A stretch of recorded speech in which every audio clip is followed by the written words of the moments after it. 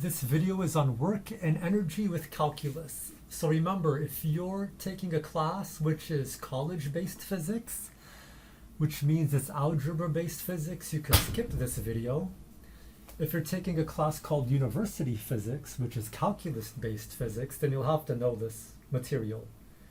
So ask your teacher if he or she is teaching a calculus-based physics class or a college-based physics class or a university-based physics class. Question 1, determine a formula for the work done by the following forces. So work is just the integral of x dx. So we just integrate this function to find the work. Integral of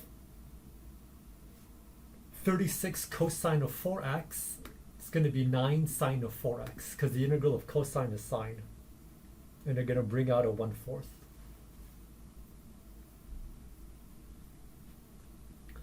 Question 2. A block with a mass of 80 kilograms is pushed to the right on a smooth horizontal surface with a varying force given by the equation F equals 15x squared from 6 meters to 10 meters with an initial velocity of 6.7823 meters per second. Part A, calculate the work done by the force from 6 to 10. So this becomes a definite integral, and this is our solution. Part B, calculate the change in kinetic energy of the brick. It says block. It should say block here. So work is equal to change in kinetic energy. So part A and B have the same solution. Part C, calculate the final velocity of the block. Work equals change in kinetic energy. Let's solve for V final.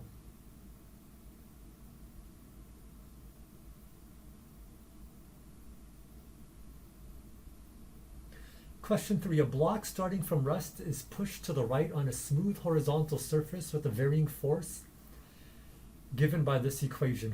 Part A, find the locations at which the force on the block is 0.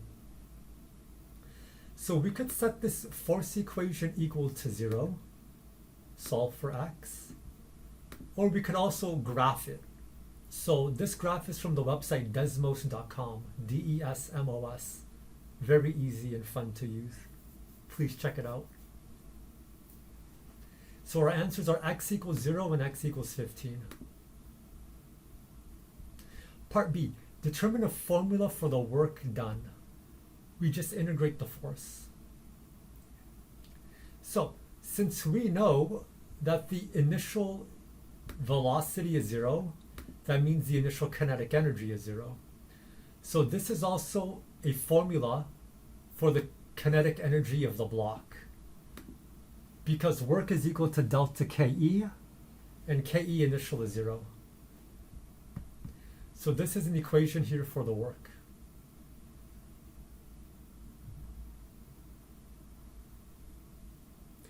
Part C, find the points at which the block stops to turn around.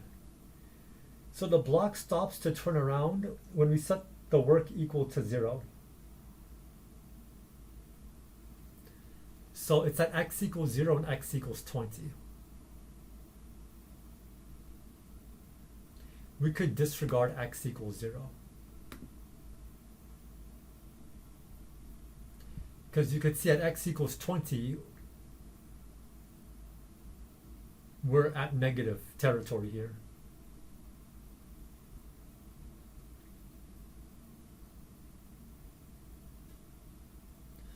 Part D, use definite integrals to find the work done between the following 2 points. From x equals 0 to x equals 12, from x equals 0 to x equals 15, from x equals 12 to x equals 15, from x equals 15 to x equals 20. You see this is negative.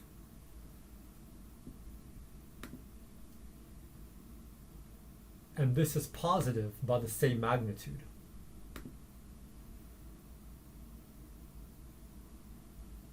You could even go to the website integrals.com to evaluate these. Part E, the particle will make one round trip from the origin, x equals 0, out to 20, and back to the origin where it will stop. Find those segments during the trip where dx is positive. Well, that's going to be from 0 to 20. Dx is negative, that's when you go from 20 back to 0. F is positive, that's from 0 to 15 by looking at this graph. And from 15 to 0. F is negative, that's from 15 to 20, and then 20 back to 0. W is positive, that's from 0 to 15, and from 20 back to 15. And W is negative, that's from 15 to 20, and then from 15 to 0.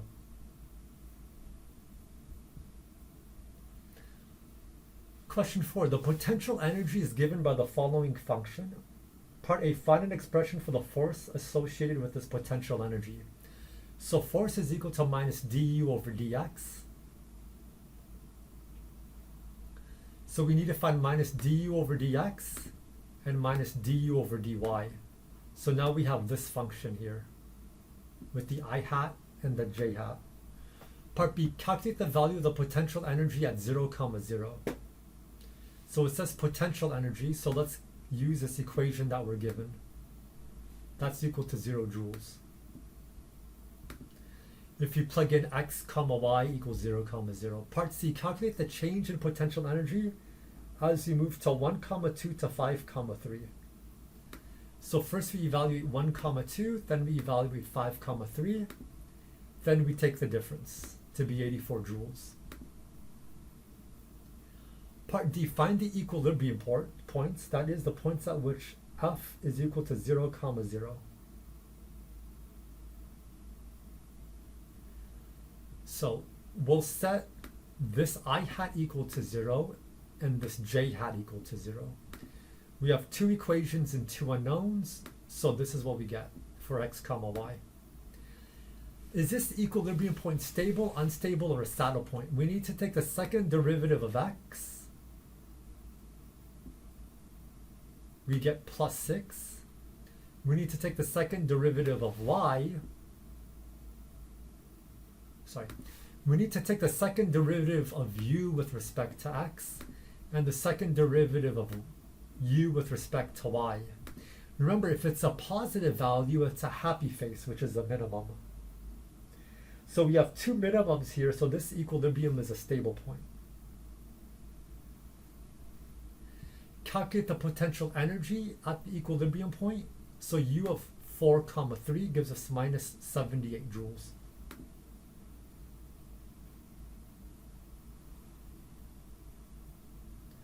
Question 5, a force is given by the following formula. So now we're given F. Part A, find a formula for the potential energy associated with this force. Assume that u equals 0 at the origin. So to find the potential energy, we have to integrate the force.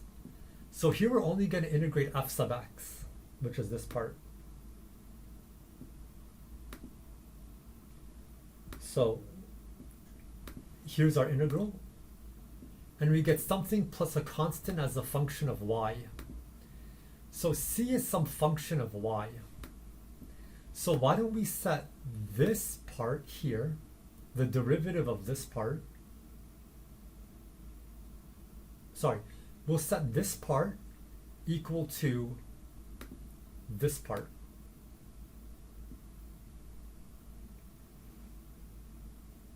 The derivative of this part. So this is the derivative of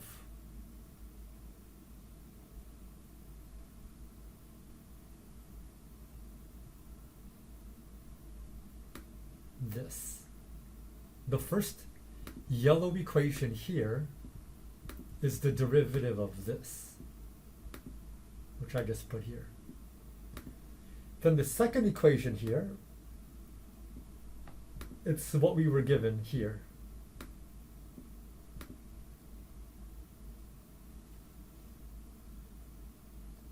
So set these two yellow equations equal to each other. And the 6x's go away.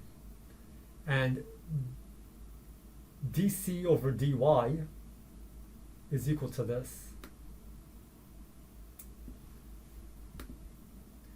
So we're going to integrate both sides, and we get c as a function of y is equal to this.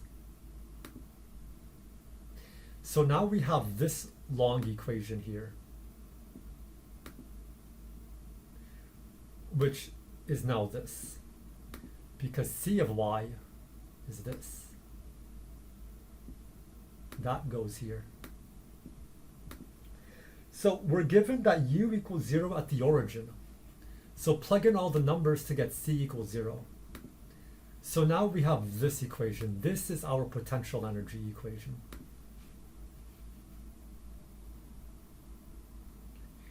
Part B, find the equilibrium point. Is it stable, unstable, or a saddle point? These are the two functions we have. We set them equal to 0. To determine the equilibrium point, we solve for x and y. Let's determine if this is stable, unstable, or a saddle point. So take d squared u over dx squared, which is positive 12, and d squared u over dy squared, which is negative 2. So a positive value is a happy face, which gives us some minimum. A negative value is a sad face, which gives us a maximum.